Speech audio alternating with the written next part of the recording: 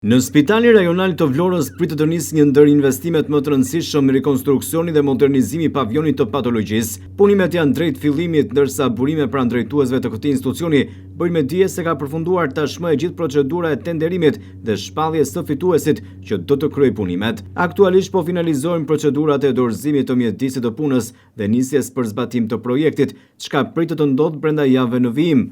Ky investim i radhës i është siguruar Spitalit Rajonal, fal këmbguljes dhe angazhimit të ish drejtoreshës së institucionit Brunilda Mersini, e cila aktualisht është kandidate për kryetare bashkie. Pavioni i patologjisë konsiderohet një nga shërbimet më të rëndësishme të spitalit, që trajton një numër të madh pacientësh nga Vlora, por edhe nga rrethet. Edhe pse ka qenë në kushte të mira, ai ka pasur nevojë për ndërhyrje në infrastrukturë dhe pajisje mjekësore. Me përfundimin e projektit, pacientët do të kenë kushte moderne për hospitalizim, dhoma të rikonstruktuara me standarde bashkëkohore, si dhe një nivel më të lartë të shërbimit shëndetësor.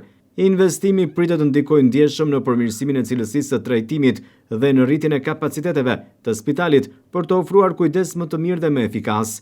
Burime nga drejtoria e spitalit theksojnë se projekti do të jetë një model i ri për menaxhimin dhe standardizimin e pavioneve spitalore, ndërsa puna do të kryhet pa ndërprerje të shërbimit ndaj pacientëve ekzistues.